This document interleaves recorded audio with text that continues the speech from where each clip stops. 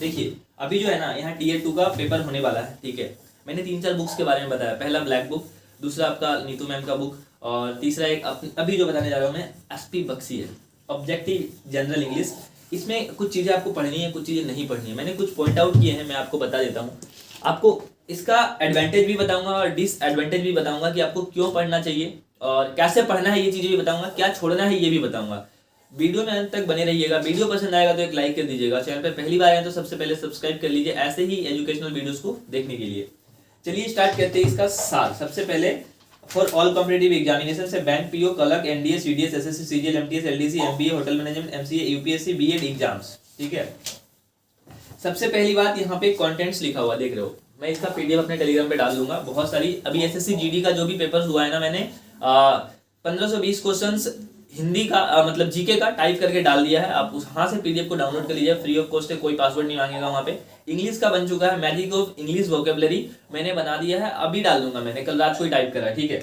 तो यहाँ पे द फंक्शंस ऑफ टेंसेस है, यहाँ पे प्रैक्टिस के लिए, ये बेसिकली प्रैक्टिस के लिए बुक है। आपको जितना ज्यादा प्रैक्टिस करोगे, सबसे पहले यहाँ पे आपको चैप्टर दिया है, रिवीजन एक्सरसाइज दिया है, तो आपको उस हिसाब से करना है। वर्क बुक दिया है, अच्छे से पढ़ना है। यूनिट वाइज दिया है, पार्ट वाइज दिया है आपको, जैसे कि आपको kind of sentences and clauses पढ़ने हैं, तो 51 नंबर पेज पे है। उसके अलावा रिवीजन एक्सरसाइजेस है कि आपको रिवीजन जितना ज्यादा आप मॉक देंगे ना, मतलब जितना ज्यादा रिवाइज करेंगे उतना बेटर है आपके लिए, अपनी गलतियों को आप देख पाएंगे। आज आपने टेंस का पूरा रूल्स पढ़ लिया, आपने रूल्स पढ़ा, एक्सरसाइज लगाए, प्रीवियस ईयर लगाए, दैट्स इट। रूल्स पढ़ा, एक्सरसाइज लगाए, प्रीवियस ईयर लगाया, कंसेप्ट क्लियर। रूल्स पढ़ा, एक्सरसाइज लगाया, प्रीवियस ईयर लगाया, कंसेप्ट क्लियर, ठीक है। मिरर ऑफ कॉमन ईरर को भी अगर आपके पास टाइम हो तो पढ़ लेना, ठीक है। उसके अलावा इसमें बहुत सारे वर्ड्स है और कुछ रिव्यू एक्सरसाइजेस है, आंसर्स है, फ्रेजल वर्ब्स है, आपको पढ़ने पड़ेंगे। पैरानॉम्स एंड होमोनिम्स है, इसको पढ़ना पड़ेगा। वन वर्ड सब्स्टिट्यूशन है, word with meanings, additional words of for practice, ये सारी जो चीजें है ना बहुत इंपॉर्टेंट है। ये कुछ वर्ड्स मैंने लगाए जो आपको नहीं पढ़ना। पार्ट डी प्रैक्टिकल ग्रामर में नरेशन को आपको पढ़ना है, बाकी ये सिंथेसिस है, ट्रांसफॉर्मेशन है, पंक्चुएशन है, स्पेलिंग रूल्स है और कॉन्ट्रैक्शंस है, ये जो है ना ये आपको नहीं पढ़ने हैं। फॉरेन वर्ड्स एंड एक्सप्रेशंस को नहीं पढ़ने, पार्ट बी में वर्बल एबिलिटी में है। ये सारी चीजें जो आपको नहीं पढ़नी है। बाकी सर इसमें जितना है articles, noun, pronoun, non finite verbs, kinds of sentences, clauses, the functions of tenses, voice, models, ये सारी चीजें पढ़नी है। एडजेक्टिव, एडवर्ब, प्रीपोजिशंस, ये सब पढ़ना आपको, ठीक है। और चैप्टर वाइज पढ़ना है, इससे आपका कंसेप्ट क्लियर होता चला जाएगा। आपने देखो एक चीज होता है क्या, आपने कंसेप्ट को पढ़ लिया, ठीक है, आपने टेंसेस पढ़े, टेंस कितने प्रकार के होते हैं, क्या रूल्स लगता है, हेड कहाँ लगता है, हेड कहाँ लगता है, हैव कहाँ लगता है, आर्टिकल्स पढ़े, जीरो आर्टिकल क्या होता है, डेफिनिट आर्टिकल क्या होता है, इनडेफिनिट आर्टिकल क्या होता है, इन सब चीजों में आपने अच्छे से अपना कंसेप्ट क्लियर कर लिया। लेकिन अब बात आती है प्रैक्टिस की। तो प्रैक्टिस के लिए आपको एक अच्छा ऐसा बुक चाहिए जिसमें कि आपको लगे कि हाँ यार ये इसी एग्जाम के लिए मतलब बेस्ट है। आपने जब इस बुक्स को पढ़ लिया, उसके बाद प्रीवियस ईयर पे आएंगे, जब प्रीवियस ईयर का एक एक मॉक टेस्ट आप लगाएंगे तो आपको पता लगेगा कि आप कितने पानी में हैं। अगर आज के टाइम पे कोई ये कहता है कि मेरे इंग्लिश में से पहले तो 200 को बता दो, लेकिन अब जो है 45 क्वेश्चन आने 135 नंबर का, अगर 135 का पेपर में से मेरे 120 प्लस मार्क्स आ रहे तो डेफिनेटली आपका सीजीएल में अच्छा रैंक कोई भी रोक नहीं सकता। बिलीव मी, ये दावे के साथ कह सकता हूँ, ठीक है। लेकिन उसके लिए आपको पूरा ब्लैक बुक रटना पड़ेगा, पूरा नीतू मैम का रूल्स पढ़ना पड़ेगा ग्रामर के लिए, पूरा ये एसपी बख्शी का बुक्स लर्न करना पड़ेगा।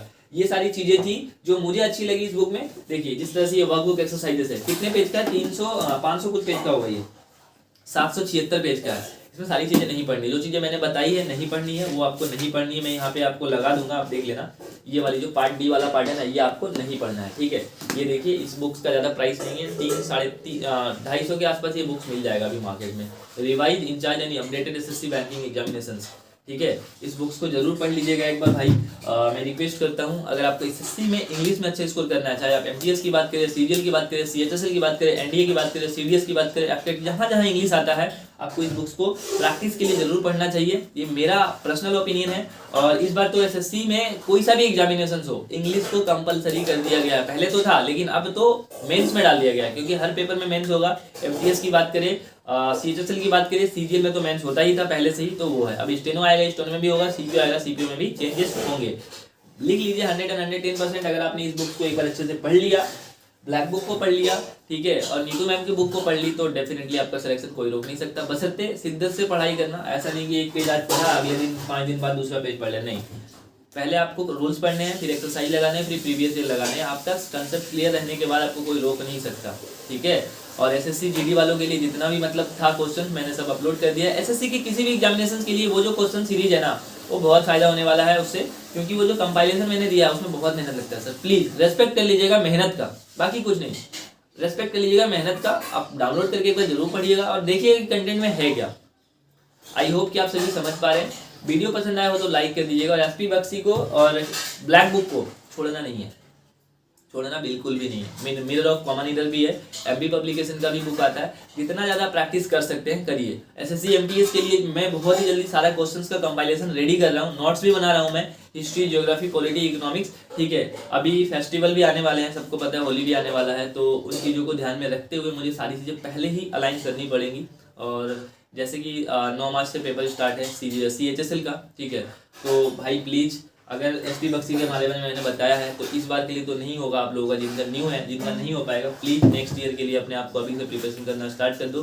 चीज़ें पता होनी चाहिए कि हम कहाँ पे गलती कर सकते हैं। अगर आपको गलती ही नहीं पता है तो अभी भी आप उसी डायरेक्शन में हो जो कल थे। अगर कल आपका 2 नंबर से सिलेक्शन नहीं हो रहा, आज भी आपका 2 नंबर से सिलेक्शन नहीं हो रहा, तो उस 2 नंबर को ढूंढो कहाँ पे गलती हो रही है। अगर इंग्लिश में गलती है तो इंग्लिश में दिन रात लगाओ, जीके में गलती है तो जीके में कौन से पोर्शन में गलती हो रही है, हिस्ट्री में, ज्योग्राफी में, पॉलिटी में, इकोनॉमिक्स में कहाँ हो रही है। सिलेक्शन के लिए सभी चीज़ों का होना जरूरी है। जिस तरह से सब्जी बनाते हो ना, हल्दी चाहिए, मसाला चाहिए, नमक चाहिए, ऑयल चाहिए, सारी चीज़ें चाहिए ना, उसी तरह से एक सिलेक्शन के लिए भी डेडिकेशन चाहिए सर। सारे सब्जेक्ट का कंपाइलेशन चाहिए, तब जाके मार्क्स बनेगा। आप सिर्फ इंग्लिश में 135 में से 135 लाओगे तो सिलेक्शन तो नहीं होगा ना सर। 390 नंबर का पेपर है, तो 390 नंबर में से आपको कम से कम रैंक चाहिए ना, तो 300 प्लस नंबर लाने पड़ेंगे, ठीक है। 340 प्लस नंबर लाने पड़ेंगे, तब आप कुछ अच्छा खासा रैंक लेकर आओगे। और देखो इस बार रिकॉर्ड टूटने वाला है, बहुत कुछ होने वाला है, नया है ना, पहली बार ऐसा हुआ है। नंबर कम हुए हैं, डिस्क्रिप्टिव नहीं है, टाइपिंग जोड़ा गया है, कंप्यूटर ऐड हुआ है, तो बहुत सारी चीज़ें चेंजेस होंगी, मेरा ऐसा मानना है। बाकी सर एक कंट्रोवर्सी चल रहा है अभी यूट्यूब पर, Aditya Ranjan sir, Rakesh Yadav sir, Neetu ma'am और बहुत सारे टीचर्स का मैंने एक वीडियो बनाया है। मेरा पर्सनल ओपिनियन था, आप एक बार उस वीडियो को जाकर जरूर देखिएगा और ऐसी चीज़ों को बढ़ावा ना दे। गलत चीज़ों को बढ़ावा बिल्कुल भी नहीं देना चाहिए। जो भी लोग अच्छा कर रहे हैं उनका सपोर्ट कीजिए, अप्रिसिएट कीजिए, और किसी को भी क्रिटिसाइज करके कोई फायदा होने वाला नहीं है। जो ऐसा कर रहे हैं डेफिनेटली कहीं ना कहीं उनमें नॉलेज की कमी है, कहीं ना कहीं उनके अंदर असभ्यता है, कहीं ना कहीं उनमें नैतिकता की कमी है। तो इस वीडियो को यहीं तक रखते हैं। वीडियो पसंद आया होगा मुझे ऐसा आशा है। एक लाइक कर दीजिएगा, कमेंट कर दीजिएगा, चैनल को